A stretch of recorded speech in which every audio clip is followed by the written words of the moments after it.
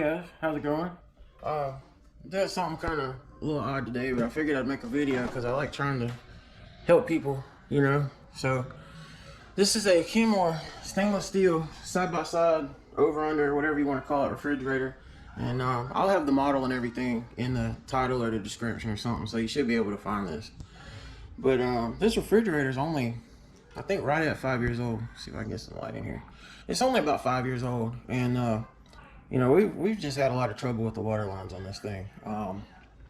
You know, I'd say about a year ago, we had a line blowout on the back here, and I'll try to show this to you. But the this is the line coming from the house, obviously, and that's the solenoid down there at the bottom that it's hooked to. And so, as long as you know, nobody's pushing the water button on the door or it's pulling for ice, water's not gonna come out of here. So that's information for you to use when you're doing the repair. But what happened was is this line that came on the refrigerator actually split. There was a split in it, and so every time you try to get a cup of water, it was just spraying.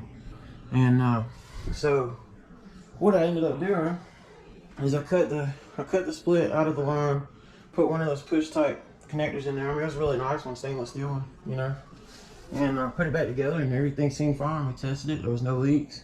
So about another year later, the same line split again, about 2 inches above where I spliced it last time. So this original splice was somewhere in here, and then about a year later, it split again up here. So I don't know what kind of cheap hose or whatever Kenmore gets to put in their refrigerators, but that's just a little ridiculous. I could understand if this thing was 10 or 15 years old. But I mean, 5 years, and really the first failure was at about 4 years. And you know, we don't have like excessively high water pressure or anything like that. So anyway, I just wanted to go over how you can repair this. And I actually have already done the repair, and I wasn't thinking about making a video when I started this, so I just want to kind of walk you through it. That way you got an idea of what you need to do. So what you're going to want to do, because what happens is this water line comes up into the water filter inside the refrigerator, and I'll show you that in a minute. Water line comes out of the filter, loops around, comes up. There's like a little kind of like tube, tunnel, whatever, going through the fridge, through the insulation. And so you can actually pull this hose through if you need to. But it runs through the top. It's up under this cover right here. And what it does is it loops into the door. That's all it does. All the water lines on the whole fridge, you come from the house to the solenoid, comes out of the solenoid into the water filter, out of the water filter with the smaller line, and then it loops up and goes to the door. And everything is in the door. We got our ice maker, water dispenser, all that stuff. So what you're gonna want to do, first of all, this is not a factory line. I've replaced this too. This I decided to leave because this is actually a high quality line.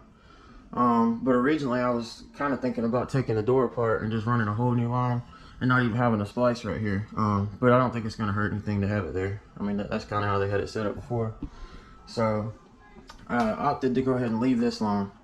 But what you're going to want to do is basically, if you're going to replace this line, which you should, just go ahead and cut your feed line. And you know, you can unhook the smaller line. They had like a 90-degree push type connector right here, so you can just undo that connector. There's one screw that holds this cover on, so you can just slide this cover off. And then what you're going to do is come into the refrigerator, and here's your filter housing. And you know, it's just, you know, your water filter, and you want to have a rag or something in here to catch anything that spills over. But anyway, so this is your filter.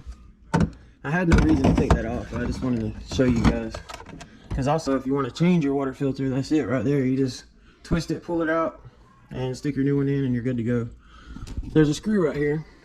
So you're going to take that screw out, and then all you have to do is just slide the housing forward. You might have to wiggle it a little bit, but there's a perch in the refrigerator that it hooks onto. And you'll just slide it out, and both the lines will come straight through the back of the fridge. It's only about, you know, maybe 1 inch thick. And so what I did is I removed the clip. It's also push type connectors, and so what they do is they've got these little clips. I stuck this one in here so I can show you, but they've got these little clips that slide in there to keep it from being able to be pushed in. But you take those clips off of the back of the ice maker, I mean the water filter, sorry, and you just push it down and the line slides right out. So I got a new piece of 5/16 line, and put it in there. And then this is some 1/4 inch line, and I also put a longer piece in there because the 90-degree fitting actually started leaking once we unhooked it and hooked it back together. So I would recommend just going ahead and replacing that while you're at it, because it's apparently very cheap also. But you'll take about 1 foot of 1/4 inch line and probably about a 6 to 8 foot piece of 5/16 line. It's usually in a roll prepackaged.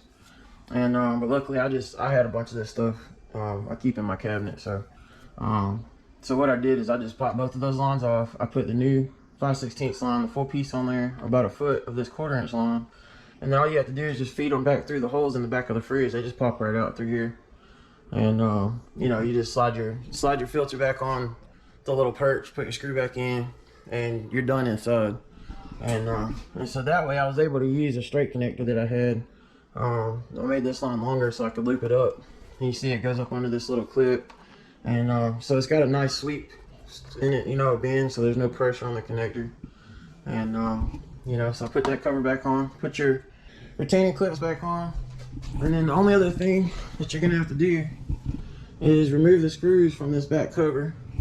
And you don't even have to take it all the way off, but just take off this end. There's top and bottom, and then 1 screw and a 2nd screw, and you got plenty of room to swing this thing back.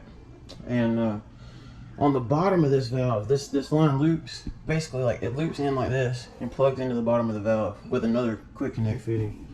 So all you have to do is pop the little locking clip out like I showed you a minute ago, and push the connector and slide that little hose out. And it's got a coil spring around the hose. So take that coil spring off of the old one and slide it onto your new one. And basically all that does is just keeps the hose from kinking. So once you loop the hose in, cut it to length, you know, plug it in. You don't want it to be real tight. You got room in here to leave a sweep in the pipe. And so you'll plug that back in. Make sure these quick connect fittings, they work great, but you just have to make sure that the hose is fully seated. You know, sometimes it can kind of feel like it clipped all the way in, but you can give it another quick push and you'll feel it lock all the way in. So just make sure it's fully seated, and slide your little locking clip back in, put your cover back on, and you're good to go.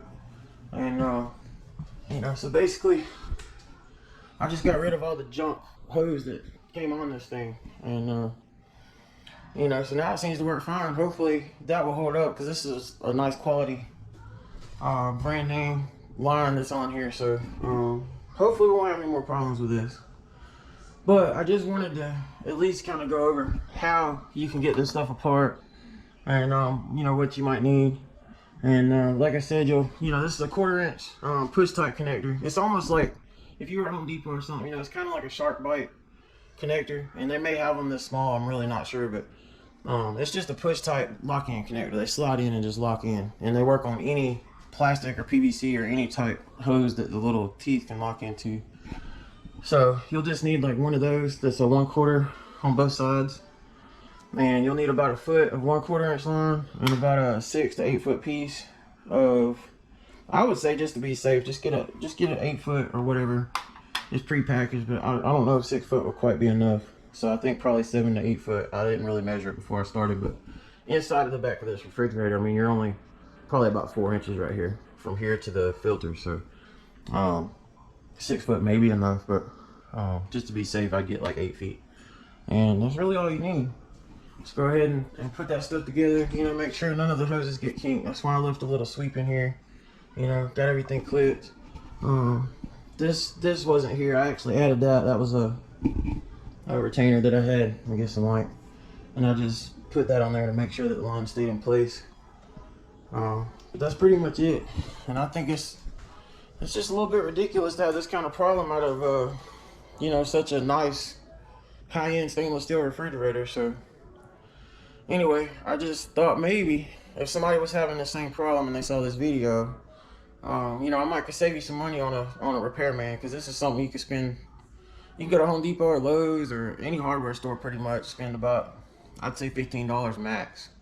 And you know, it only takes a few minutes to really do this. And if you call a repairman or, you know, somebody handyman or something like that, they're probably gonna end up charging you anywhere from $100 to $250 or something just to come out and fix it. So you know, hopefully this will help you out. If it does, drop a comment and let me know. You know, and I hope you guys have a good day. See you later.